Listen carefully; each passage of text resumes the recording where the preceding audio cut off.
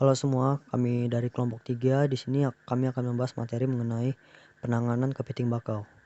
Adapun anggota dari kelompok 3 yaitu saya sendiri JC Dita Kristanto, kemudian ada Reja Rizky, Noval Valentino, Mega, Galuariani, Novita Sarijon, dan Clara Yovilanmok.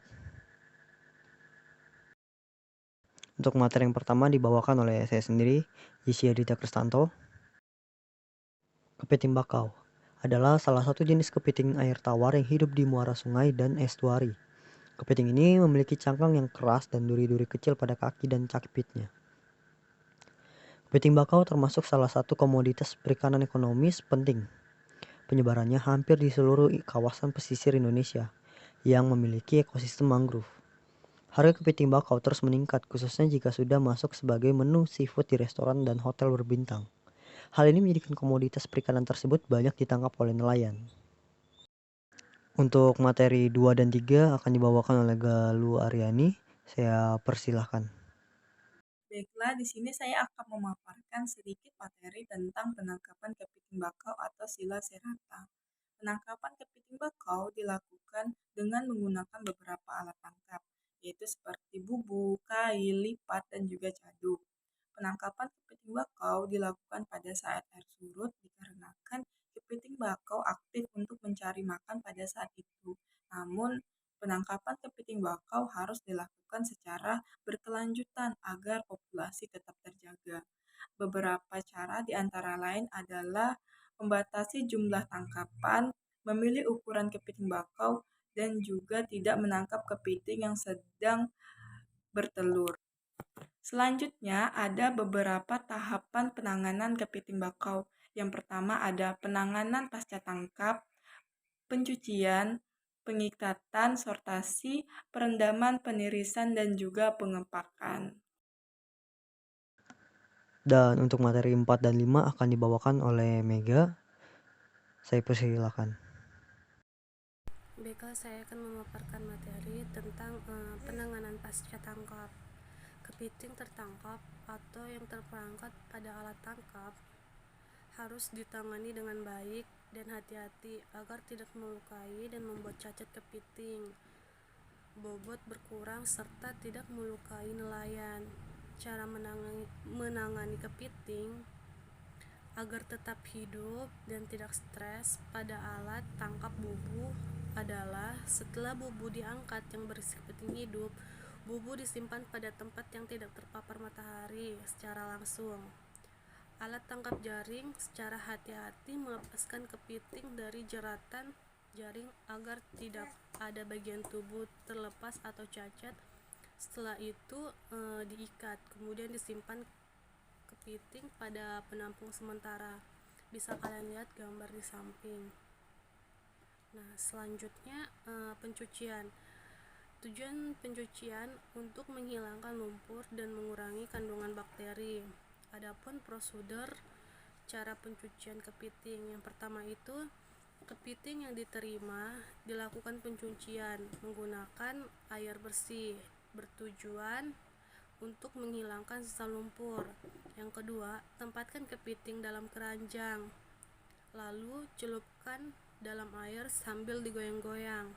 Yang ketiga, air yang telah kotor segera diganti. Dan bisa kalian lihat gambar di samping. Untuk materi 6 dan 7 akan dibawakan oleh Reja Rizky. Saya persilahkan. Baiklah, saya akan melanjutkan materi. Materi yang saya bawakan adalah pengikatan. Tujuan pengikatan kepiting yaitu untuk mengurangi mobilitas kepiting. Prosedur pengikatan kepiting ada 3. Yang pertama, kepiting yang diterima dari nelayan biasanya sudah dalam keadaan terikat pelepah pisang. Yang kedua, kepiting harus diikat sesuai ketentuan dengan tali rafia yang seragam warnanya. Yang ketiga, bagian kepiting yang diikat hanya bagian capit renang saja, sedangkan kaki kepiting dibiarkan bebas bergerak. Materi selanjutnya yang saya bawakan adalah sortasi. Tujuan sortasi yaitu untuk menentukan kualitas dan ukuran kepiting.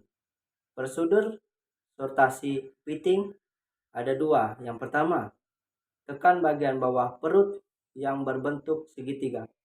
Perut harus terasa padat, keras, dan yang menunjukkan kepiting berisi dan memenuhi persyaratan. Yang kedua, untuk kepiting betina harus tidak ada telur. Cara sortasi adalah dengan menggunakan lampu sorot atau lampu halogen. Kepiting disorot pada bagian perut. Kepiting yang tidak ada telur akan tertembus cahaya pada punggungnya. Jika kepiting mengandung telur, maka tidak akan tertembus cahaya. Untuk materi yang ke-8 akan dibawakan oleh Novita Sarijon. Saya persilahkan. Baiklah, di sini ada perendaman. Tujuan dari perendaman yaitu untuk mengkondisikan kepiting agar kepiting bakau dapat adaptasi di tempat baru atau aklimatisasi. Prosedur perendaman kepiting yaitu proses aklimatisasi dilakukan 2-3 jam sebelum pengiriman. Setelah itu, siapkan air tawar, kemudian masukkan air laut sampai salinitas 10-12. Kemudian dilakukan areasi selama 1 jam. Setelah itu, masukkan kepiting ke dalam keranjang dengan kapasitas maksimal 10 kg atau keranjang. Setelah itu, rendam keranjang yang berisi kepiting ke dalam bak perawatan, kemudian diamkan sampai 10-15 menit. Setelah itu, penggunaan air rendaman yang terlalu asin akan menyebabkan capit dan kaki kepiting itu mudah rontok. Untuk materi yang ke-9 akan dibawakan oleh Kak Clara. Saya persilahkan. Perkenalkan, nama saya Clara Yofilanmo, NPM 1940103051. Di sini saya akan membawakan materi terkait penirisan, di mana tujuan penirisan yaitu untuk mengeringkan air sisa rendaman. Adapun prosedur penirisan kepiting yang pertama, kepiting yang sudah direndam harus ditiriskan terlebih dahulu selama kurang lebih 2-3 jam di keranjang atau bak penampungan, sementara agar benar-benar kering. Yang kedua, kepiting yang sudah ditiriskan dan telah kering sebelum dimasukkan ke styrofoam di lab, keringkan bagian perutnya agar bersih dari kotoran dan tidak berbau di dalam styrofoam saat pengiriman. Selanjutnya yang terakhir yaitu materi yang ke-10 akan dibawakan oleh Noval Valentino. Saya persilahkan. Selanjutnya saya akan melanjutkan materi tentang pengepakan. Tujuan pengepakan yaitu untuk mengepak kepiting sebelum dikirim. Prosedur pengepakan kepiting. Yang pertama, siapkan styrofoam HD75 pendek. Lubangi sisi styrofoam agar menjaga sirkulasi udara di dalam styrofoam. Kemudian kepiting disusun di dalam styrofoam. Selanjutnya, pelebelan kemasan. Setelah proses ini selesai, tutup styrofoam, beri lakban secukupnya agar styrofoam tertutup dengan rapat. Yang terakhir, pemberian kode berupa nama pengirim. Sekian presentasi dari kelompok kami, kurang dan lebihnya mohon dimaafkan. Terima kasih.